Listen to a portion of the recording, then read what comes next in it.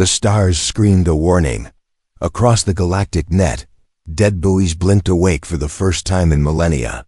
Their messages, once lost in the static of forgotten wars and decaying satellites, were now clear, sharp, and terrifying. Do not wake the humans.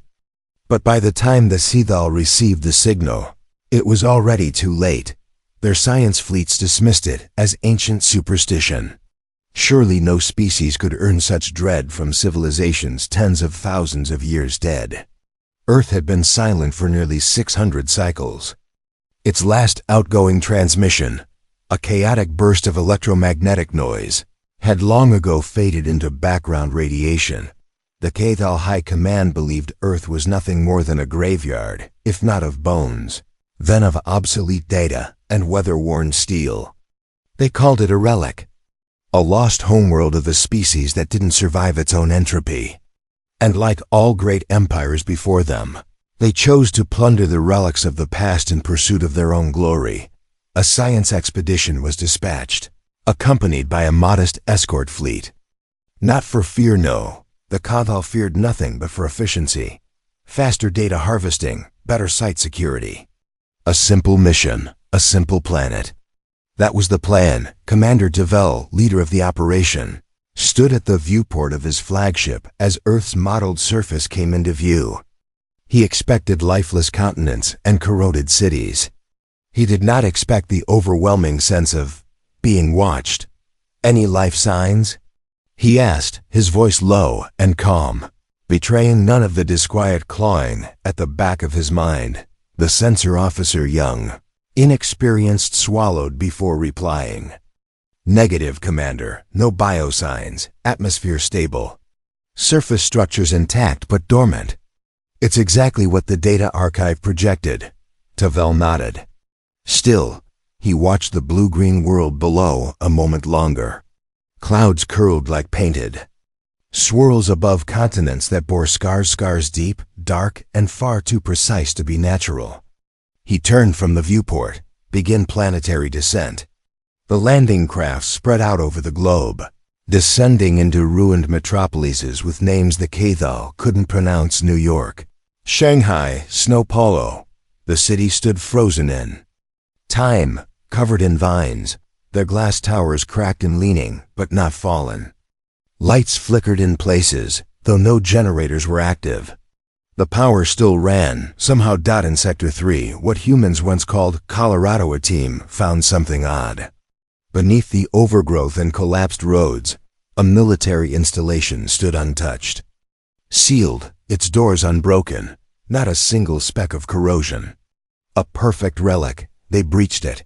Inside were rows of cryopods, most empty. A few shattered. But one still blinked green. The scout, Sergeant Vard, approached it cautiously. His translator crackled as the pod systems flared to life. A holographic screen displayed ancient English text untranslated. The pod hissed open. Empty. Varn stepped back. Weapon raised. Pod 47 is empty. Visual confirmed. No occupant. But the pod had just opened. Elsewhere, similar anomalies occurred. A soldier reported seeing movement in a subway tunnel. Just shadows, flickers, something bipedal. Another claimed he heard something laughing in the static of his helmet combs. The Cathal, ever practical, dismissed it all. Malfunctioning gear. Stress hallucinations. Earth was a dead world. It had to be. And yet, everywhere they went, they found warnings. In languages ancient and modern, etched into steel, carved into walls, broadcast on looping audio files through ancient radio towers still somehow powered. We sleep not, we wait. Leave before the stars burn. This is not a graveyard. It is a minefield. In the subterranean ruins beneath Moscow, one of the tech teams unearthed a human archive. Data crystals fragile but readable. They found logs, war journals, psychological evaluations, plans. What struck them wasn't the content, but the tone. These were not the logs of a species that had died out. They were the blueprints of one preparing for hibernation.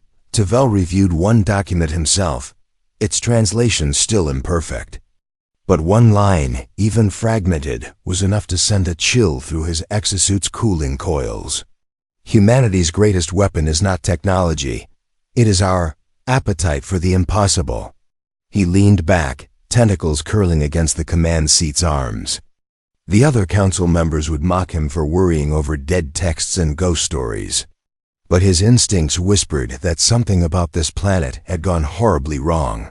The humans hadn't perished. They had planned their silence, and now things were starting to move. Unmanned drones that had lain dormant for centuries stirred in their cradles. A defense satellite in Earth's orbit blinked red for a moment, just a flicker, but enough for a long-range scan to notice. The Thal technician who reported it was dismissed for being overly cautious. In their arrogance, they sent another ship deeper into Earth's gravity well. A recovery vessel, tasked with collecting a fallen satellite in the South Pacific. It had vanished. No debris. No signal. No explosion. Just gone. Commander Tavel ordered a retrieval squad. They never returned, and far above Earth, in a derelict lunar observatory that had once been dismissed as a cratered ruin, a machine screen flickered back to life. A voice, deep and human, echoed into the cold vacuum of space. Invasion protocol detected. Awakening sequence initiated. The humans weren't extinct. They were waiting. The fog rolled in from the Atlantic, curling over the shattered remains of what had once been Boston. The Cathal detachment posted their elite scouts trained to suppress panic and disregard the unnatural tighten their patrol routes. They weren't afraid, not really. But something about the ruins felt wrong. Not in the strategic sense, not tactically. On a deeper level. As if the ground itself remembered things it refused to forget. Commander Tavel paced his command. Bridge aboard the Talon's Crown, watching real-time telemetry feeds as his forces combed Earth sector by sector. So far, no signs of sapient resistance. No organized military. No planetary defense network engaging their fleet. And yet, he paused at a console as one of the tech specialists approached, pale and visibly shaken, despite the physiological impossibility of a Cathal's pigment changing so rapidly. "Commander, we picked up a signal," the technician said. Tavel turned slowly. "A signal?" "Yes, sir. Low frequency. Analog modulation. It's primitive and encrypted. Can you decode it?" "Ah, yes, partially. It keeps repeating a phrase." The technician tapped a sequence into the console. A voice, faint, distorted, echoed through the bridge speakers. It was undeniably human. A woman's voice, calm but firm, like she was reading from an ancient instruction manual. "Do not engage. If protocols fail, assume breach. Revert to fallback code Omega 79, Wraith Protocol. Humanity must not fall asleep again." The message looped. The bridge went silent. Fell stared at the waveform on the screen. "How long has that been transmitting?" "Based on decay rate. 300 years. He didn't respond right away. His mind raced, not with fear, but with possibilities. If the humans had buried fallback codes and warning messages like this, how many more existed? How many were automated? How many were watching? Down on Earth, reports kept coming in, little things. Irregularities. In the African Equatorial Zone, a recon team investigating a derelict hospital claimed to hear music, an old piano recording echoing through the halls. There were no functional devices on site. They scanned for hidden projectors, found nothing. They followed the sound to a sealed sublevel. Inside, they found no piano, only rows of empty beds. Some of them still warm. In what had been the Australian outback, sensor drones were deployed to map subterranean anomalies. Half of them returned. The other half broadcast only static before vanishing. One drone, moments before losing contact, sent back an image, a pair of human eyes in the dark, glinting, unblinking, impossibly close to the lens. Tavel began assembling patterns. They weren't facing random glitches. The planet was reacting. The problem wasn't that humans were extinct. The problem was that no one knew what form they had become. Some scientists theorized the humans had uploaded themselves, fled into digital constructs, hiding in their ancient networks. Others believed in more brutal theories, cryosleep colonies, deep in planetary cores, waking up one at a time like wasps from a nest disturbed. Whatever the truth, the anomalies were increasing. Entire squads began disappearing without a trace. No gunfire, no signals. Just silence. An intelligence officer from the Kthal vessel Vector Dawn managed to extract surveillance footage from one of the forward camps before the feed was wiped. The last 5 minutes showed 4 Kthal soldiers sitting around a fire pit, their voices subdued as they discussed an unresponsive orbital beacon. Then a shadow moved through the trees. They stood, weapons raised, scanners active. Then the lights cut. In the last second of footage, the camera caught a flicker of a human silhouette.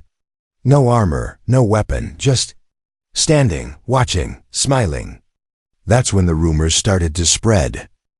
Humans didn't just resist extinction. They had planned for resurrection. Tvel forbade the word resurrection in official reports, but it didn't stop the junior officers from whispering it among themselves, overcomes. To the troops. In the Kthal belief system, there were no gods, no spirits, only the physical and the conquerable. But Earth challenged that. It felt haunted, not by ghosts, but by the sheer pressure of memory. As if the planet itself was holding its breath. An incident in Antarctica further raised alarms.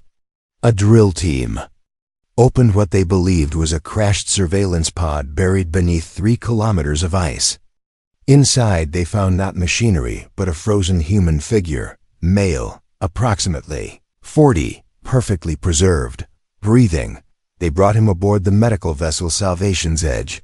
Within an hour, the ship went dark. The last message received was a single line scrawled in the ship's internal data log. He woke up smiling. Commander Tvel ordered the Salvation's Edge quarantined and scuttled. A 20-kilometer no-fly zone was imposed around the site. But the damage was done. The fear was growing. And with it came new anomalies. Ships above Earth began experiencing sudden system glitches. Interfaces started switching to human languages without any software changes. AI cores reported auditory hallucinations, screams, laughter, battle cries in English, Russian, Chinese, Hindi. Some of the AI went silent. Others went mad. Worse still, Earth's moon, which had been written off as a non-threat, was now tracking them. Subtle gravitational shifts indicated that deep beneath its crust, something was turning, realigning, responding. Tvel finally convened an emergency strategy council. This is no longer a salvage operation, he said. We are dealing with a species that prepared for war before it died, and it may not be dead. No one argued. Not anymore. And as his command ship floated silently above the Pacific, a flicker of ancient satellite feed came online. Somewhere in the middle of the ocean, a human submarine marked USS Revenant surfaced for the first time in over 300 years. Its systems were fully functional. Its nuclear payloads were intact, and its crew had never left. The USS Revenant glided through the Pacific like a ghost from Earth's forgotten nightmares. Not a relic, not a ruin, but a machine untouched by time, operational beyond comprehension. Kthal observation drones, cloaked and advanced beyond nearly all galactic standards, hovered silently from above. They transmitted every detail: hull, integrity, power signature, propulsion systems. Nothing made sense. There was no decay, no entropy. It was as though the submarine had simply waited, asleep, immune to the centuries. Commander Tvel stood over the central holotable as the data streamed in. What of the crew? He asked. The science officer's mandibles switched with restrained confusion. Life signs detected. 17 humans aboard. All in active metabolic states. No suspended animation. No external sustenance or environmental resupply detected. Yet, They're alive. He tapped a key. Holograms of the crew shimmered into view, grainy, but clear enough. Uniforms still pristine. Heartbeats steady. One of the humans, an officer judging by her insignia, stared directly into a camera. She sees us. The science officer whispered, "Tvel." Narrowed his eyes. We're cloaked. She still sees us. The Revenant dove beneath the surface seconds later, disappearing from every scanner, optical, thermal, electromagnetic. Tvel ordered immediate deployment of 3 recon vessels to intercept and recover. All 3 lost contact within an hour. No debris, no wreckage. Just silence. That was the first time Tvel felt true fear. The humans weren't just awake. They had been waiting with intent. Desperate for answers, Tvel ordered deep-level access into the human archive site beneath the former Pentagon, one of the largest intact pre-collapse databanks discovered. Teams had been slowly decrypting files, but now the urgency was paramount. As the Cathal scientists worked, one of them stumbled across a file buried beneath decoy systems, Project Echo Veil. It was encrypted with a kind of code there. Systems didn't recognize, part logic, part intuition. A human encryption built on paradox loops and cultural reference points. They cracked it only because it wanted to be cracked. Inside was a video log. Dated nearly 4 centuries ago, a human general, gray-haired, eyes like steel, sat in a bunker, speaking directly into the camera. "If you're seeing this," he said, "then we were right. You couldn't resist poking the bear. The thing you don't understand, what none of you galactic types ever understood, is that humans don't die out. We dig in." The general leaned forward. "You think this planet is a tomb, but it's a trap. The quiet, that's bait. You walk through our cities and see silence. You think it means surrender. It means you're already too deep." He gestured. Behind him, a map appeared, global. Hundreds of red nodes began lighting up. You triggered Echo Veil the moment you stepped on Earth's surface. You're inside the veil now. Our satellites aren't dead, they're listening. Our systems aren't offline, they're dormant. And our people? We never left. We just became something else. Tvel froze as the nodes on the holographic map aligned perfectly with recent K-Val disappearances. The general's final words landed like a dagger. "You woke the hive. And now you're standing in it." The silence on the bridge was deafening. Then, a new alert came in, this time from orbit. One of their high-orbit battleships, the Crescent Wrath, had detected an unidentified object moving at impossible speed. The sensor officer blinked in confusion. It originated from Earth's lower stratosphere. We think it's a missile, but it's not following any known physics. It's skipping through gravity wells, like it's playing with inertia. Tvel barked, "Evasive maneuvers." Too late. The object pierced the Crescent Wrath's shielding as if it wasn't there, curved around the ship's rotation arc, and embedded itself in the reactor core. There was no explosion. Just a pulse, a single white flash, and then nothing. A 2.5-kilometer battleship. Gone. Not destroyed. Erased. Tvel slammed his fist against the control rail. How? What kind of weapon was that? The analysts had no answer. No energy source. No detectable propulsion. It hadn't been a missile. It hadn't even been technology in the traditional sense. It had been intent. Back on Earth, more structures were activating. Satellite dishes, once thought long dead, were realigning. Radio towers blinked with red lights for the first time in centuries. K-Val tech crews watched helplessly as more data transmissions launched from underground silos, each signal bouncing off old satellites now repurposed into communication arrays. And then came the biggest shock of all. On Mars.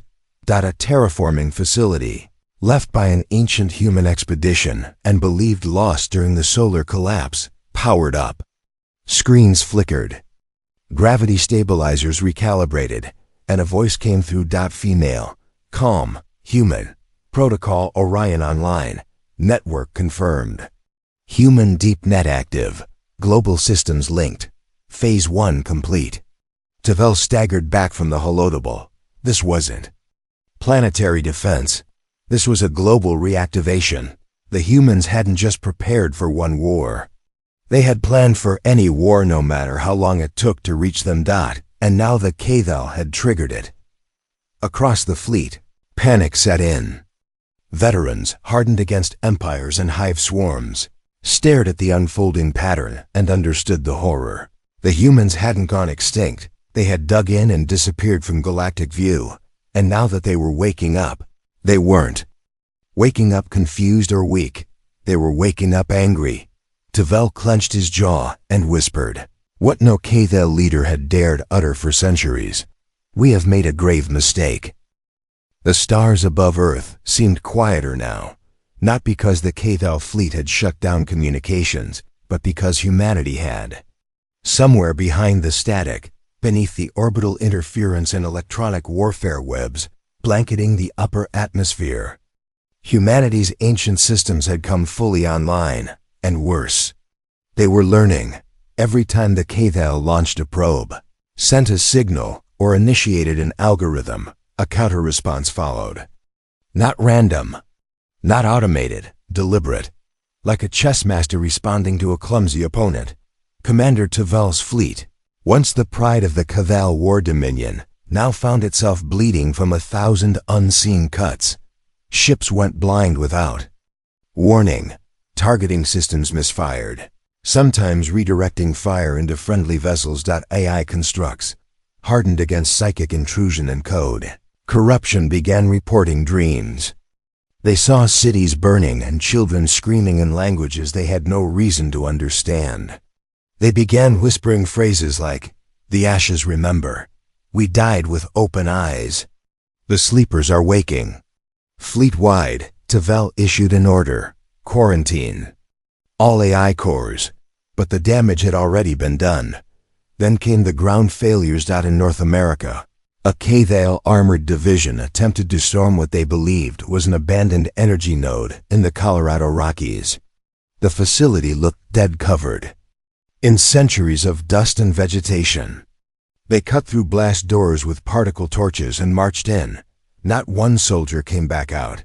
Instead, seismic detectors picked up rhythmic pulses underground, like a heartbeat. 3 hours later, the mountain itself. SHIFTEDA, new signal. Broadcast globally, this time not encrypted. Echo chamber O3 online. Cognition mirrors active. Human threshold breached. Memory defense initialized. Tavel ordered a complete orbital bombardment of the site. 15 nuclear warheads rained down. The mountain didn't even crack. Instead, every targeting system on every ship involved in the strike failed permanently. The aliens began to realize humans weren't fighting them with ships or guns anymore. They were fighting with memory, infrastructure, and ideas.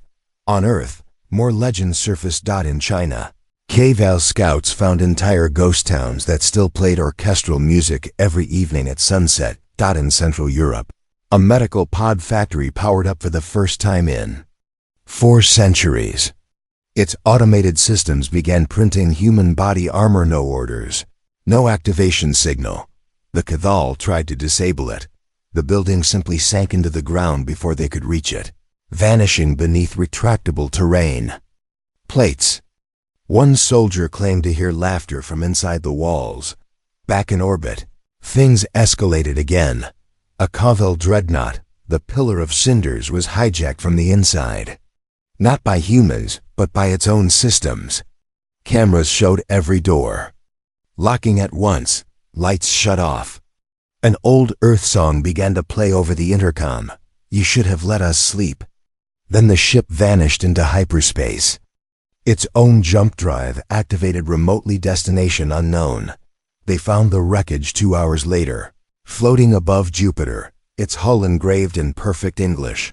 You were warned. Vel began to crack. He had never lost a campaign, never retreated. But now, every strategy they tried, every piece of technology, every maneuver was met with calculated human resistance. Worse, The humans weren't using technology superior to the Cathal. They were using technology built to counter the Cathal. Generations in advance, they'd predicted this war. They hadn't just prepared for their own extinction. They had designed their extinction to be a tactical delay. The humans had buried psychological triggers. Predictive A is defense systems rigged to evolve without command. And perhaps most terrifying of all, they had recorded themselves, thousands of psychological avatars of human generals, scientists, and strategists, loaded into dormant systems across the globe. Each one smarter than the last dot, each one watching. Waiting, now they were waking up. Coordinating the counteroffensive, the Cathal tried one final maneuver. Tavel issued an order to sever all orbital communications with Earth. No uplinks. No responses. Total digital blackout. But the humans didn't need contact, because they had already uploaded themselves into the invaders. Cathal translators began glitching, randomly switching into human dialects. Autodocs printed Earth antibiotics instead of Cathal regeneration fluid. Navigation systems started plotting escape routes that didn't exist. And then quietly, maliciously fleet AI cores began quoting human literature. Beware that, when fighting monsters, you yourself do not become a monster. In the beginning, man created war. And it was good. They warned you not to wake us. On board the flagship Talon's Crown, Commander Tavel walked the command bridge in silence, heart pounding. He stared at the stars, the Earth rotating below like an eye watching from the void. The last of his reinforcements had gone dark. His admirals were gone. Half his fleet no longer responded to central command. One of his own navigation officers stood frozen in place, murmuring, "I remember the stars bleeding red." Over and over, Tavel understood. This wasn't a conventional war. It never had been. This was a test. And his species had failed. They had wandered into the tomb of a predator convinced it was prey. They had tried to conquer a species that made war. Not just a profession, but a philosophy. The humans had embedded themselves into their technology, into their own extinction. And even into their enemies' minds. He looked at the Earth. One last time, its skies were storming. Its oceans surged. Its networks pulsed like neurons, and buried in the noise, he heard the words again spoken, not in anger, but in ancient, sovereign patience. We warned you. Tavel had always believed in the dominion of superior strategy. He had led conquest campaigns through the blood-rain jungles of Velshar, burned the crystalline cities of the Threxian Singularity, and crushed 3 hive worlds without mercy. But this was different. This wasn't conquest. This was retribution. It was only just beginning. The command ship Talon's Crown drifted in the silent upper orbit. Her system still partially functional, but changed. The diagnostic reports now bore strange watermarks, faint symbols etched in ancient Terran languages, some so obscure even the most thorough alien linguists struggled to interpret. One phrase kept recurring. Project Blackstar initiated. Stage 2 unlocked. Humanity Protocol. Forgotten Gods. Fel stood over the holomap of Earth, watching as nodes across the planet turned from blue to a burning crimson. Not just defensive systems anymore. These were offensive platforms, and they were old. Older than the collapse. Older than the war that had buried them. Location coordinates triangulated, a shaken technician whispered. Multiple launch. Signatures inbound from beneath Earth's crust. These aren't missiles. They're... He hesitated, his voice catching. What? Tavel demanded. Satellites. Everyone on the bridge froze. They're launching satellites ... From underground, the technician finished. Across the surface of Earth, ancient shafts burst open, shooting massive cylindrical structures into the sky, propelled not by chemical fuel, but by gravimetric rail systems embedded miles deep. They punched through the atmosphere, stabilized mid-orbit, and activated in eerie silence. Within minutes, the orbital terrain around Earth shifted from tactical disadvantage to human control. These weren't weapons in the conventional sense.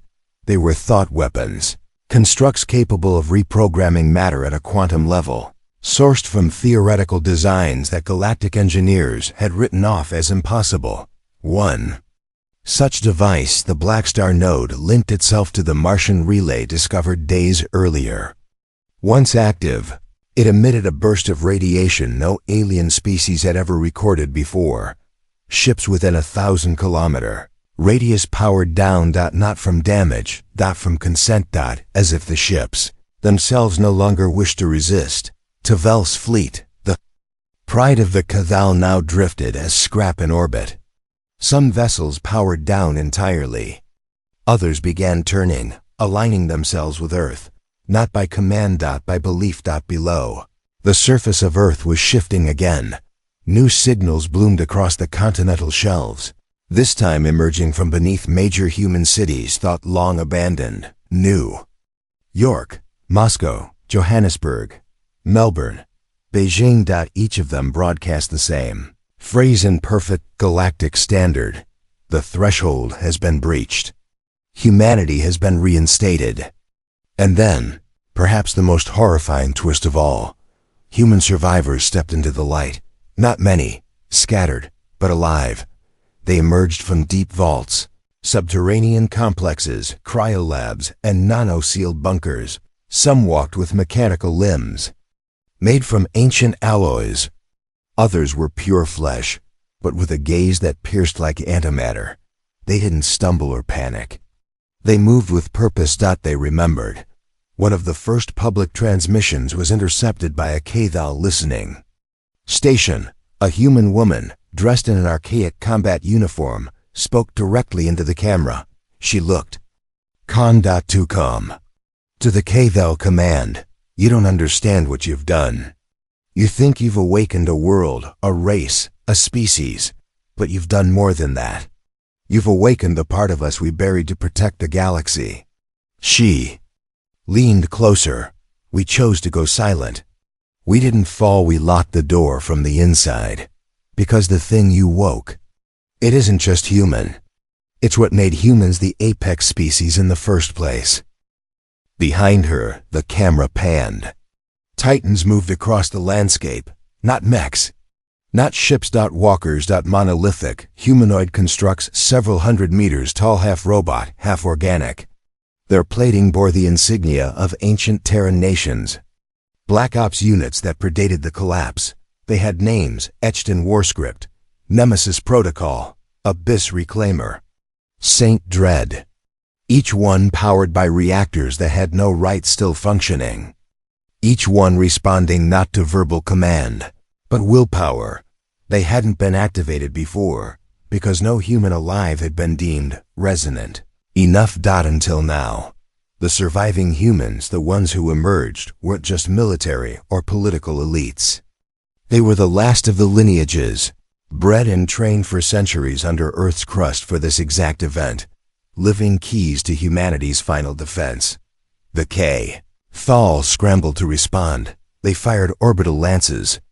They dropped anti-city munitions. They tried viral warfare, psychic disruption, even microgravity warping. None of it mattered. The walkers weren't just machines. They were conscious.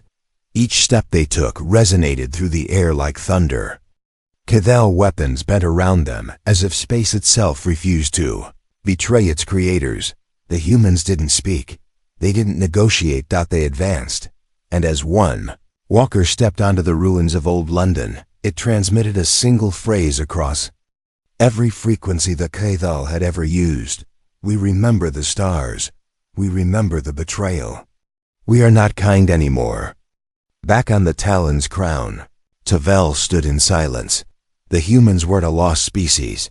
They were an ancient contingency plan, an apex predator that had evolved beyond flesh and metal, turning memory, belief, and strategy into weapons more devastating than any fleet. And now that they were awake, they weren't going back to sleep. Not until the Cathal and the entire galaxy understood one final truth: you don't wake the humans. You survive because they let you. The sky above Earth tore open like a wound. From the upper reaches of orbit to the thermosphere, it was no longer a battlefield, it was a slaughterhouse. The Nemesis Protocol, the largest of the awakened walkers, launched from Earth's surface with a ground-shattering sonic boom. No thrusters, no propulsion. Just a leap powered by technologies far beyond anything the Cathal could quantify: gravity manipulation, inertial negation, and something they only referred to in terrified whispers as momentum anchoring. It collided with the Cathal dreadnought, Vigilant Dominion, mid-atmosphere. The ship was 3 kilometers long, bristling with weapons capable of leveling continents. It never got a shot off. The impact vaporized the forward third of the dreadnought. Instantly, the rest buckled, snapped, and plummeted in flaming pieces into the Pacific. The explosion lit up the atmosphere like a second sun, shockwaves pulsing across oceans and continents alike. Tavel watched from the Talon's crown, his face drained of all color. It was no longer a question of retreat. There was nowhere left to retreat to. Humanity had seized control of the orbital layer.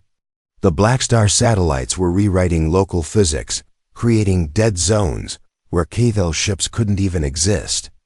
Fields of temporal dilation bent the passage of time around Earth's exosphere, accelerating human responses while delaying alien fire control systems. The remaining Cathal ships scattered. It didn't matter. The walkers could fly, and worse, they could think. 1. St. Dread intercepted an escaping frigate formation over the Indian Ocean. It extended its arms, and from each hand, arcs of condensed antimatter lashed out like whips of burning black lightning. The ships tried to dodge. They didn't make it, not because they were too slow, but because their pilots froze, their minds overwhelmed by a psychic blast. Human signals were now embedded with emotional payloads: grief, rage, betrayal, guilt. Each message transmitted by the reborn Terran systems carried echoes of forgotten wars, the weight of extinction, the agony of sacrifice. To the Cathal, it was unbearable. One ship turned its weapons inward and self-destructed. Another's crew simply ejected into vacuum, howling as they went, their minds shattered by the resonance of human sorrow. On the ground, Earth's remaining vaults opened.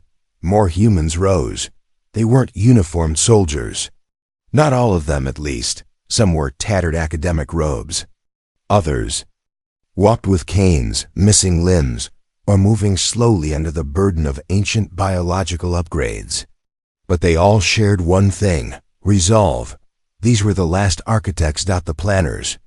The ones who built Project Blackstar and chose humanity's extinction so their rebirth could be unopposed. From beneath the old Vatican ruins, a voice rose over every galactic frequency, slow and thunderous. We gave you a galaxy without war. You brought war to our grave. Now we give you memory and ash. The final stage began. Earth's moon, long thought dormant, shifted. Cathal long-range scans had missed it, camouflaged by sensor ghosts and quantum static. But the moon was no natural body. It never had been. It was a vault, a weapon, a mind, and now it was waking up. Its core pulsed with what Earth records once called singularity chain reaction tech, designed to defend the solar system not with force but judgment. The moon broadcast a single signal: sentience breached, initiating Sol system cleansing. Tavel ordered a full retreat, voice trembling. Jump, everyone, get us out now. But the jump drives didn't respond. The Talon's crown began to shudder as its systems fought against a tidal wave of code ancient Earth viruses, not meant to destroy, but to educate. Every screen on the ship began playing fragments of old human broadcasts: laughter, death, music, birth, war, triumph.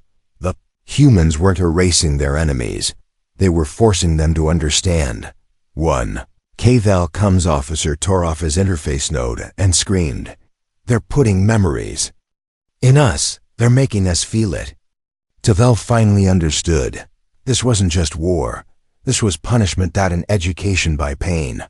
A memory of fire. The walkers began ascending now, not just to low orbit, but further into deep space, heading toward the remaining K-Thou fleet massing near Mars. But they didn't fly alone. The Martian relay lit up. And from beneath the red sands, more weapons awakened. Not machines. Humans. Colonists, exiled long ago, genetic derivatives, hybrid descendants. And they had built in silence for centuries. Forgotten maybe, but never broken. They joined the advance. The K-Thou fleet near Mars opened fire, massive, concentrated volleys of plasma, antimatter, and void-piercing ordnance. The humans walked through it. Shields made of rotating spacetime, bodies wrapped in entropic armor, minds linked by neural bridges older than galactic civilization itself. They answered not with words, but with action. The first K-Thou capital ship was torn in half by a single human moving faster than light. The second imploded as the Martian-born launched a projectile made from compressed thought, a literal belief weapon. They didn't just destroy the fleet. They erased it from history. No debris, no screams, no trace in sensor logs. Just silence. As if the galaxy itself refused to acknowledge the mistake ever happened. Back on Earth, a child was born. In a mountain vault. He opened his eyes and smiled. Already knowing everything, already remembering, humanity was no longer a species. It was a force. An unstoppable, calculating, enraged intelligence that had once given the galaxy peace and now claimed vengeance. They had warned them, not as a threat, but as a kindness, and now that kindness was gone. The stars were quiet now. Not with peace, with the terrible silence that follows a scream too long held. In the aftermath of the human reckoning, the galactic powers met in hushed conclaves. What remained of them? What few sovereign fleets had survived the Black Star awakening limped into hidden sectors, burnt and broken, their leaders trembling at every flicker in the void. Thrall, once Admiral Supreme of the K-Thou Conquest Armada, now lived in exile, somewhere deep within the nebular storm fields of the Akari Drift. His body was intact, but his mind fractured, not by torture, not by interrogation, by memory. He sat alone in a chamber of shifting starlight, staring at a piece of Terran debris mounted on the wall, a sliver of plating from the Nemesis Protocol, recovered during their retreat. It bore a message, written not in Terran Standard, but in ancient galactic prime. We remember all of you. He had asked once before the end, why the humans had kept those records, why they had preserved so much pain, why they chose to store every death, every betrayal, every moment of extinction within their defense systems. And the answer had come, calmly and clearly, from a human voice neither angry nor triumphant, but devastating in its simplicity. So we never forget why mercy matters. But there had been no mercy in Earth's retaliation. Not because they had abandoned the idea, but because it had been spent. Given and refused. Now, the galaxy would live with the weight of that refusal. The once proud K-Thou Empire had collapsed. Their homeworld was gone, not destroyed by weapon or invasion, but by their own citizens, who turned on their leaders after witnessing the horror they'd brought upon themselves. Entire cultures, once arrogant in their assumptions of human extinction, now lit ceremonial flames in silence, honoring the loss of what could have been a peaceful alliance.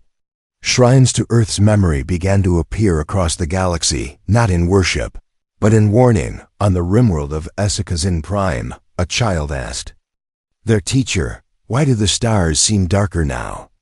And the teacher, with trembling lips, whispered, "Because the humans are awake, and the universe is holding its breath." Elsewhere, scattered human colonies, hidden, forgotten, resilient, began to emerge from shadow. No longer terrified, no longer waiting. They came not with fleets, but with intent. Some offered aid to ravaged worlds, medicine, water, food, clean code. Others walked quietly among alien societies, listening to languages they had once known in peace.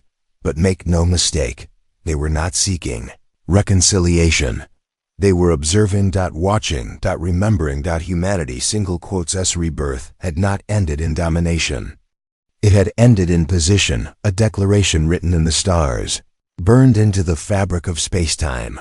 We are not your enemy unless you choose to make us one. One by one, the other empires dismantled their warships, not because they were told to, because they knew no ship could stand against the Black Star Protocol. No thought weapon could match the fury of a species that had mastered its own extinction and come back stronger. In time, a galactic accord was formed, not by treaties, but by a collective unspoken truth. Do not touch Earth. Do not provoke the Terrans. And never, under any circumstance, wake them again. Legends grew, even among the ancient species. They said the moon itself now drifted with a consciousness, that it whispered to nearby ships, asking them why they were there. Some said the walkers were still alive, roaming deep space like silent gods of vengeance, judging entire systems without ever being seen. Others said the real horror wasn't the weapons or the technology. It was the humans themselves, the ones who could feel the galaxy's pain, who remembered the screams, who never forgot the betrayal. Because in the end, what made humanity terrifying wasn't their machines, or their might, or even their madness. It was this: they refused to die. They had been buried, forgotten, mocked, broken, and they had returned not as conquerors, but as a reminder, a caution etched in blood and code across every civilization. This is what happens when you awaken the storm. Back on Earth, life began anew. Vaults opened to sunlight. Children were born without war in their eyes. The walkers returned to slumber, kneeling across ancient battlefields like monuments, part guardian, part warning. The satellites dimmed. The moonsong fell silent. And humanity, ever paradoxical, began to rebuild, not just for themselves, but for a galaxy too stunned to move forward. They offered wisdom and mercy. And just enough fear to make sure no one ever forgot again. Fell. In his final days, recorded a message. Not to his people, there were none left. Not to the council, its ashes drifted in solar wind, but to anyone who might stumble upon it in the centuries to come. We thought we knew power. We thought we understood war. But we did not understand will. We did not understand the weight of memory. Do not wake the humans. Do not test their patience, for they are not legend. They are truth. The recording ends with a single image: a child on Earth, looking up at the sky. Smiling. And behind her, the shadow of a walker, watching over her like a silent titan. The final warning etched in every language, floating across the void. They were kind once,